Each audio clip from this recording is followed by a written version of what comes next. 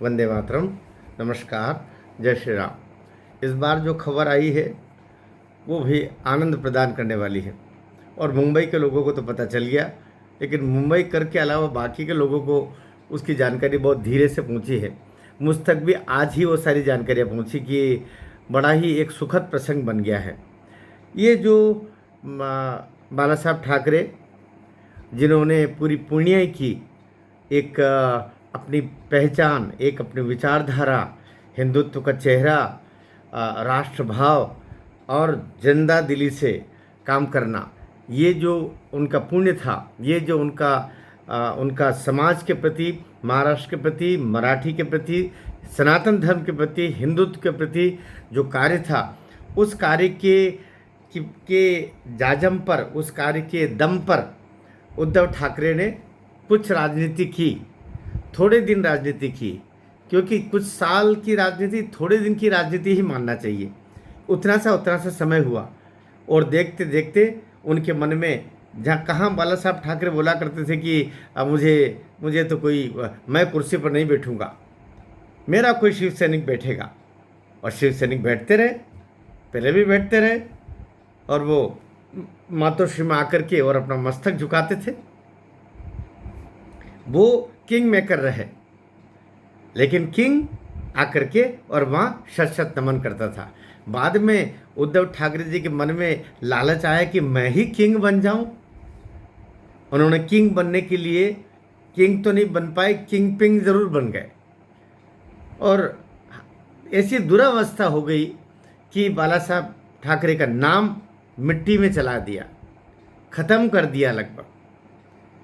कहाँ मातोश्री का नाम आते ही लोगों का गर्व से सीना चौड़ा हो जाता था। और कहाँ उसी मातोश्री के सामने हनुमान चालीसा पढ़ने पर लोगों को अरेस्ट किया, कंगना राणावत का घर तोड़ दिया, क्या क्या कांड किए थोड़े से समय में। जो उद्धव नहीं, अस्त है। अभी जो जानकारी मिली है उसके हिसाब से अभी जो दोनों राज ठाकरे और उद्धव ठाकरे मिले, राज ठाकरे ये तो मानना पड़ेगा कि वो अपनी शर्त पर ही आगे चलता जवान। उसकी जो ठसक है, सच कहे किसी को शायद बुरा भी लगे, लेकिन बाला साहब ठाकरे का सही उत्तराधिकारी कोई है बंदा तो राज ठाकरे है। ठसक देखो उसके चेहरे पर ही वो ठसक दिखाई देती है। जैसे बाला साहब ठाकरे से कोई आंख नहीं मिला पाता था, आज भी राज ठाकरे की लाख बुराइयां करो, लेकिन राज ठाकरे से कोई आंख नहीं मिला पाता। और अभी जो जानकारी हम तक निकल के आई, वो राज ठाकरे ने वही काम किया जो राज ठाकरे से उम्मीद की जाती। कहते हैं कि परसों, अर्थात कल नहीं परसों रात्रि को एक कोई छोटी मोटी बैठक रखी गई थी मातोश्री में, जैसी जानकारी हमको प्राप्त हुई। उसमें उद्धव ठाकरे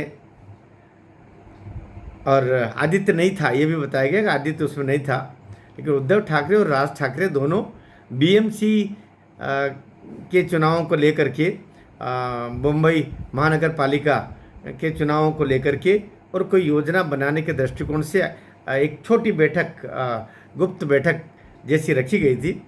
और संयोग से उसमें पहले नहीं बुलाया था, लेकिन बाद में आ गया इस बैठक में संजय राउत।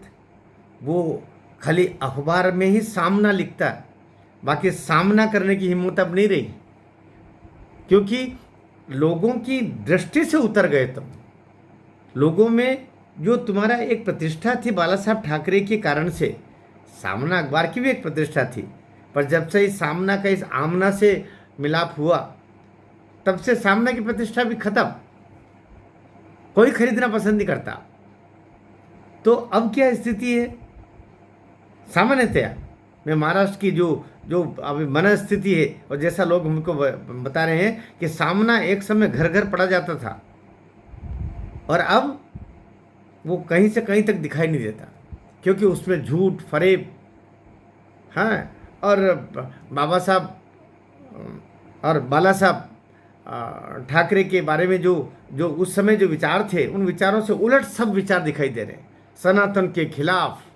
हाँ, सब वो चचा जान और सब उसका वैचारिक धरातल ही खत्म हो गया।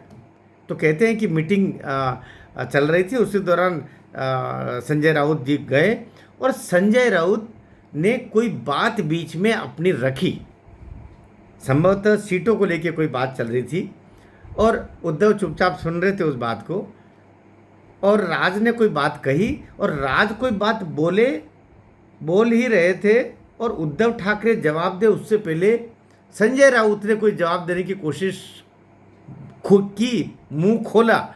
जैसे ही मुंह खोला वैसे ही राज ठाकरे ने बोला। कहते हैं कि उसके बाद से एकदम खड़ा हो गया और वहाँ से बिल्कुल उद्धव ने इशारा किया बाहर चले जाओ। ये बात चुपचाप रही, लेकिन कल सुगबुगाहट मुंबई में थी और आज शाम तक तो सारे जो मीडिया के लोग हैं उन तक ये खबर हो गई है। तो भाई सज़ा तो ये अभी तो बंद कमरे में सज़ा मिल रही है।